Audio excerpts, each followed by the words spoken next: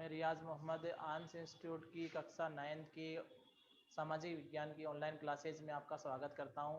आज अपन जो तीसरा अपना अध्याय है नाथसीवाद और हिटलर का उदय, उसके बारे में अपन पढ़ेंगे।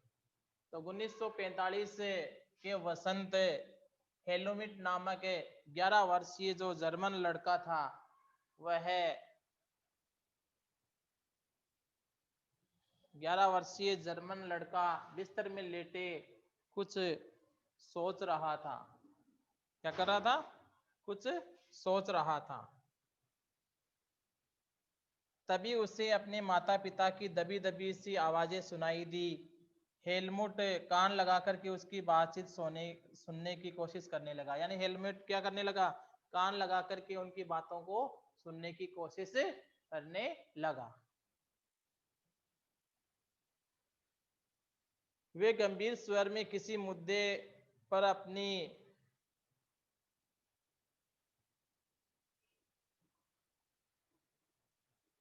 मुद्दे पर बहस कर रहे थे। गंभीर जो मुद्दा था उसके ऊपर बहस कर रहे थे। हेलमेट के पिता एक जाने माने चिकित्सक थे। यानी इसके पिता क्या थे?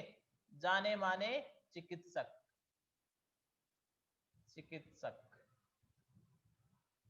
किसके? हेलमेट के पिता। और ये आपस में कुछ बहस कर रहे थे माता पिता। तो वो एक गंभीर बहस कर रहे थे और उसके बारे में ये सुन रहा था। उस वक्त वे अपनी पत्नी से इस बारे में बात कर रहे थे कि क्या उन्हें पूरे परिवार को खत्म कर देना चाहिए या अकेले आत्महत्या कर लेनी चाहिए। वो अपनी पत्नी से यह डिस्कस कर रहे थे, ये विचार विमर्श कर रहे थे कि पूरे परिवार को खत्म कर देना चाहिए या मुझे खुद को आत्महत्या कर लेनी चाहिए। इस बारे में वो क्या करते हैं? विचार करते हैं।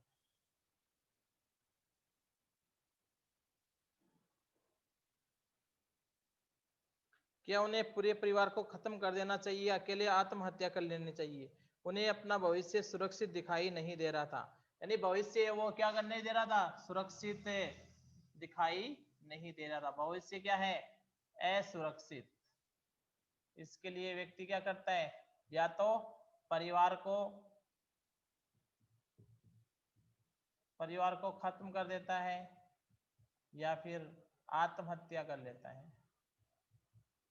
ठीक है। उस भविष्य असुरक्षित होता है तो व्यक्ति अक्सर ऐसा ही करता है। उसके बाद में देखें तो अब मित्र राष्ट्र भी हमारे साथ वैसा ही बर्ताव करेंगे जैसा हमने अपाइजों और यहूदियों के साथ किया था। अगले दिन हेलमेट को लेकर के बाग में घूमने गए। वह आखिरी मौका था जब हेलमेट अपने पिता के साथ बाग में गया। दोनों ने बच्चों के पुराने गीत गाए और खूब सारा वक्त खेलते कूदते बिताए। कुछ समय बाद हेलमेट के पिता ने अपने दफ्तर में खुद को गोली मार ली। यानी पिता के साथ वह क्या करता है? खेलता है और अंत में क्या कर लेता है? वो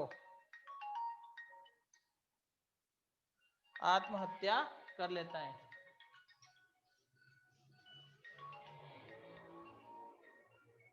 भविष्य को क्या करता है? वो असुरक्षित समझता है। असुरक्षित समझने से मतलब क्या है?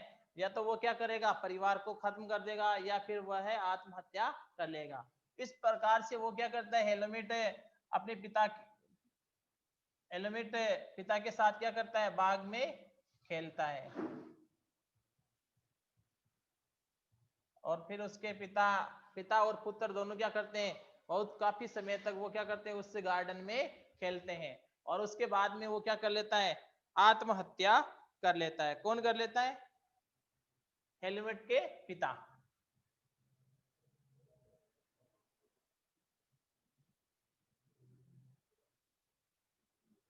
जो पुराना गीत है वो भी वो गाते हैं, पिता और पुत्र पुराना गीत गाते हैं और उसके बाद में खूब खेलते हैं।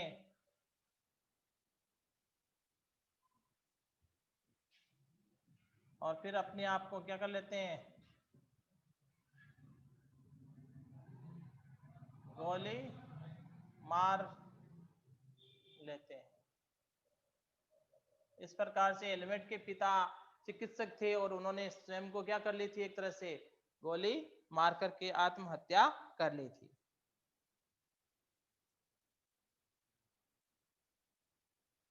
हेलमेट की यादों में वह क्षण अभी तक जिंदा है जब उसके पिता की खून में सनी वर्दी को घर के अलाव में ही जला दिया गया था। यानी खून से जो सनी हुई वर्दी है, खून से सनी वर्दी है, उसको घर के अलाव में ही जला दिया गया था।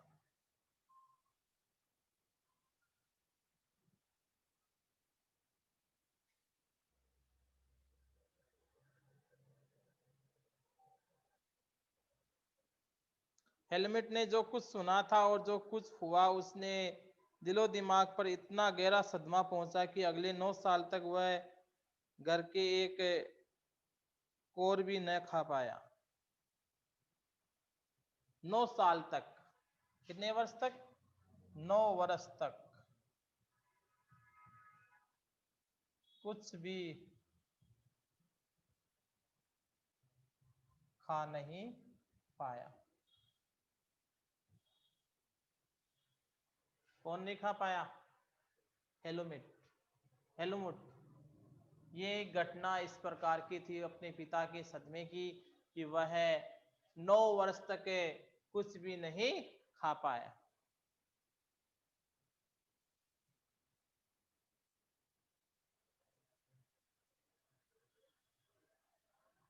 उसे यही डर सताता रहा कि कहीं उसकी माँ उसे जहर न दे दे। उसे डर था, कौन सा डर? कि उसकी माँ उसे जहर न दे दे।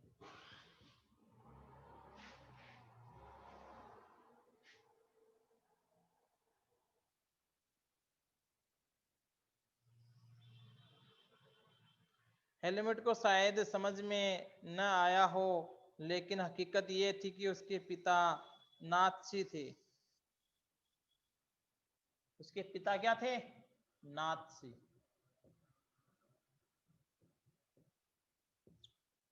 किसके? हेलमुट के।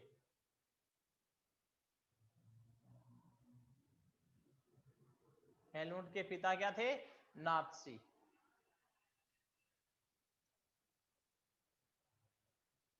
वे एंड्राफ हिटलर के कट्टर समर्थक थे। एंडाल्फ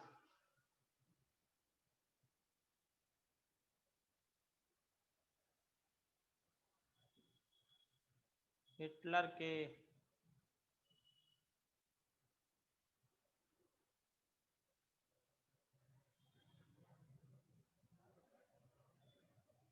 कट्टर समर्थक थे। एंडाल्फ हिटलर के ये क्या थे? कट्टर समर्थक।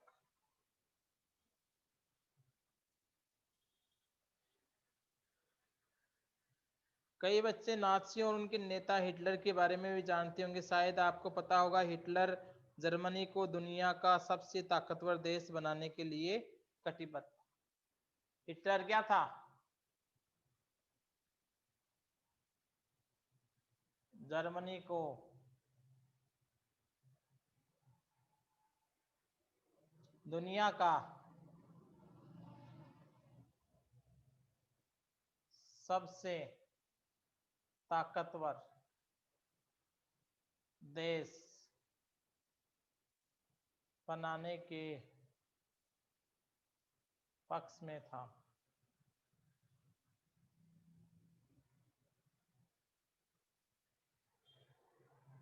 हिटलर क्या था? हिटलर जर्मनी को दुनिया का सबसे ताकतवर देश बनाने का दुनिया का सबसे ताकतवर देश बनाने के लिए के पक्ष में था। कौन था? हिटलर। दुनिया को दुनिया में जर्मनी को वो क्या करना चाहता था? सबसे अधिक ताकत, सबसे ताकतवर देश बनाना चाहता था। कौन चाहता था? हिटलर।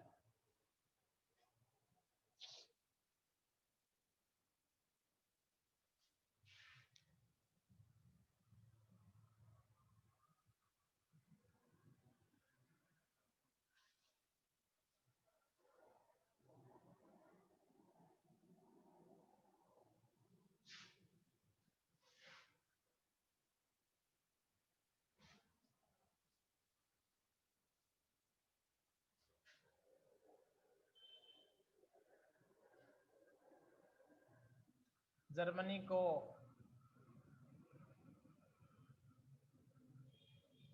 हिटलर दुनिया का सबसे ताकतवर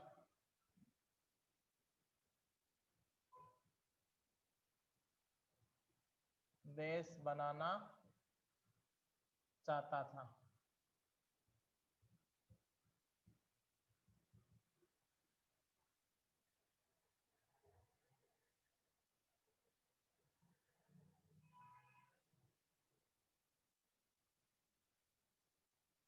यूरोप को ये जीत लेना चाहता था। किसको? यूरोप को। यूरोप को जीत लेना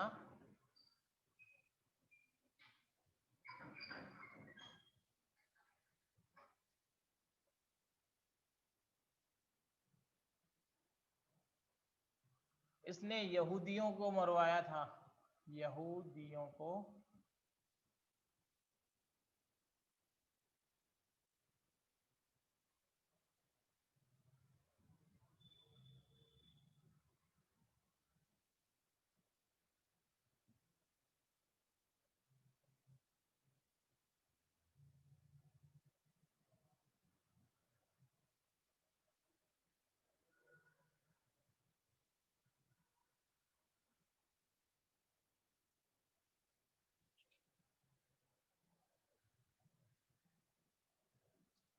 मई 1945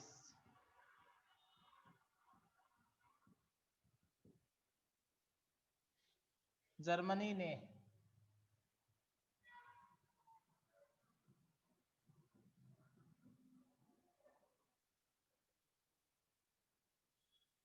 मित्र राष्ट्रों के सामने मित्र राष्ट्रों के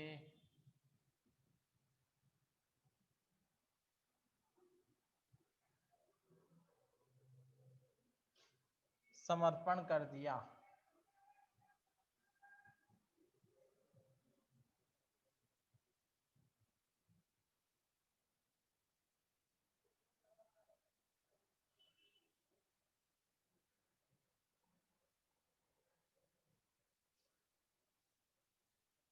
हिटलर को अंदाजा हो चुका।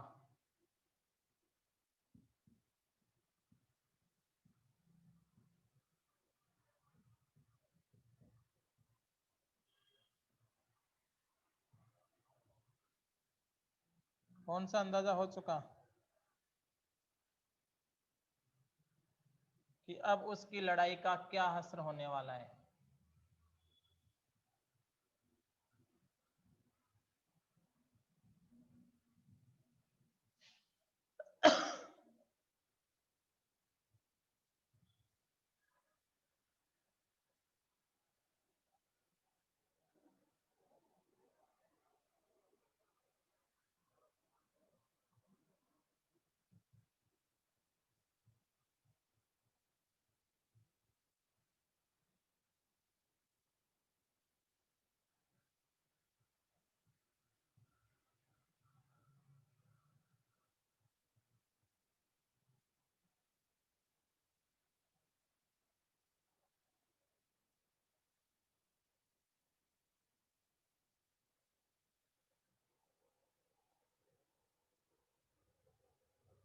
हिटलर और उसके प्रचार मंत्री हिटलर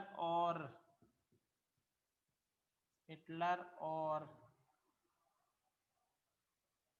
उसके प्रचार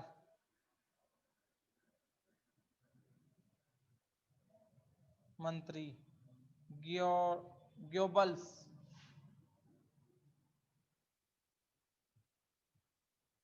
प्रचार मंत्री ग्योबल्स ने बर्लिन में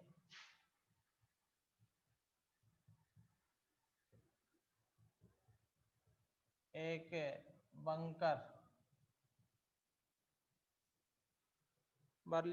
बंकर में पूरे परिवार के साथ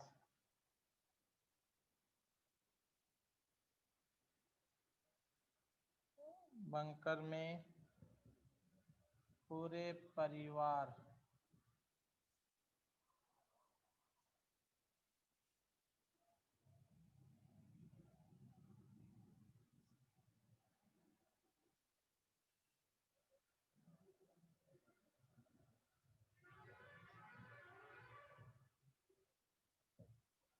अप्रैल में ही आत्महत्या कर ली।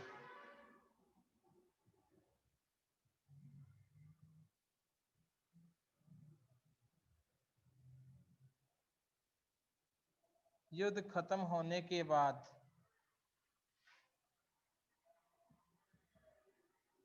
युद्ध खत्म होने के बाद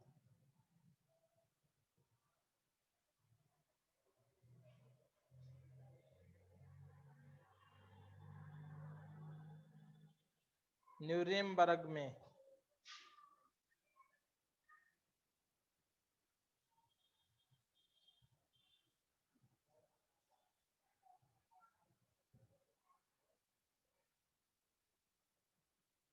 अंतर्राष्ट्रीय सैनिक अदालत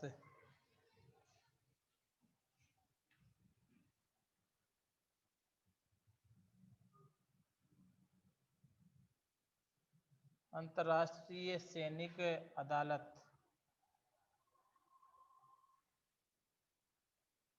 स्थापित की गई।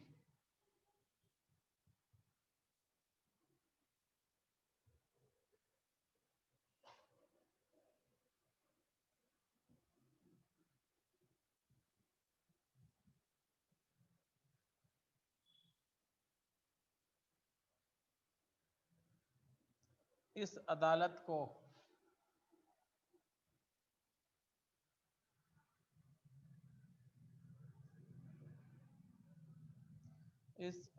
को शांति के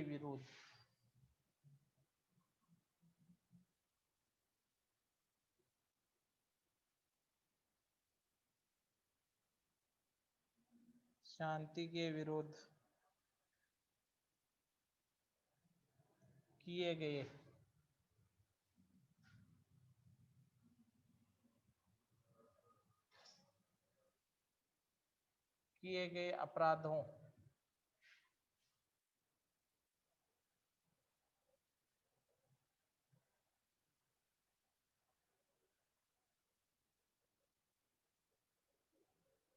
अपराधों मानवता के खिलाफ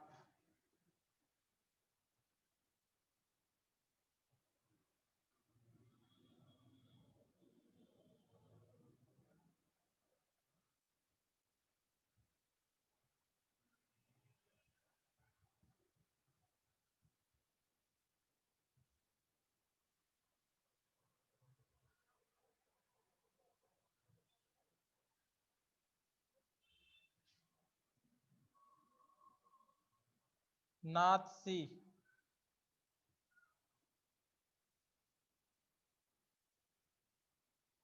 युद्धबंदियों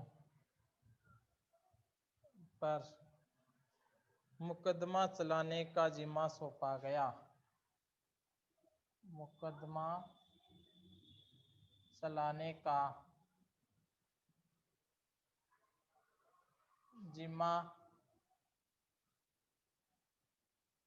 सौंपा गया।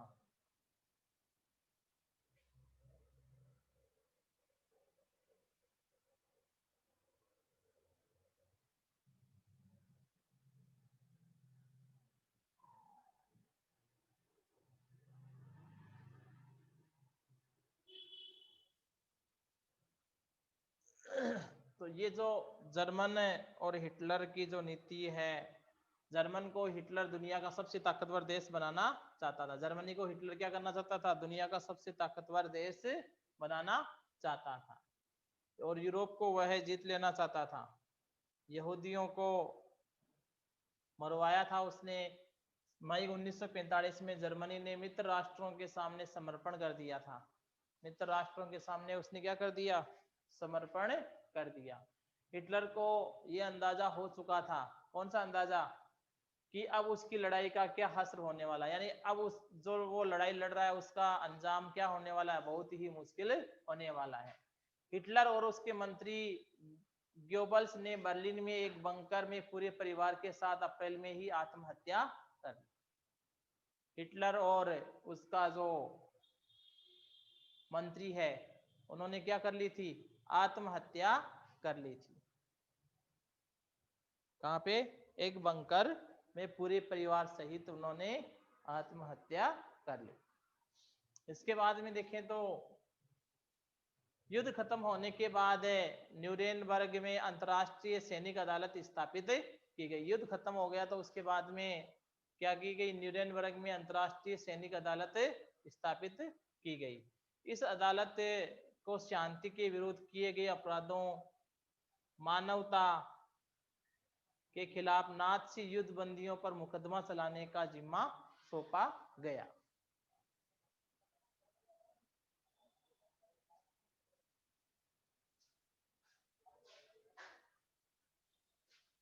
युद्ध के दौरान जर्मनी के व्यवहार, खास तौर से इंसानियत के खिलाफ किए गए उसके अपराधों की वजह से कई गंभीर नैतिक सवाल खड़े हुए और उसके कृत्यों को दुनिया भर में निंदा की गई, यानी दुनिया भर में उसकी बुराई की गई।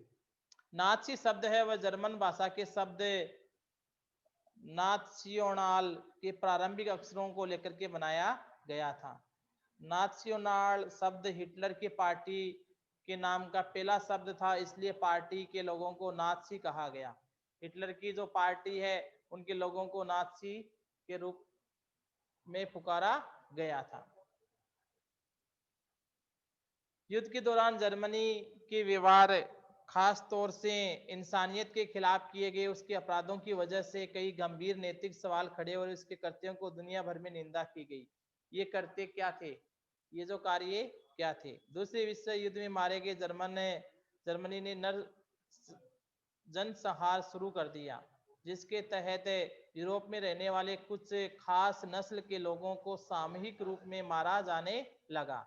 इस युद्ध में मारे गए लोगों में 60 लाख यहूदी, 2 लाख जिप्सी, 10 लाख पोलैंड के नागरिक थे। यानी जो लोग मारे गए थे उनमें क्या थे? 60 लाख यहूदी थे। यहूदियों की संख्या कितनी थी? 60 लाख थी। 60 लाख यहूदी थे, 2 लाख जिप्सी और 10 लाख पोलैंड के नागरिक थे। साथ ही मानसिक शारीरिक रूप से अपंग घोषित किए गए थे। 70,000 जर्मन नागरिक भी मार डाले गए। इसके अलावा न जाने कितने ही राजनीतिक विरोधियों को भी मौत की नींद सुला दिया गया। इतनी बड़ी तादाद में लोगों को मारने के लिए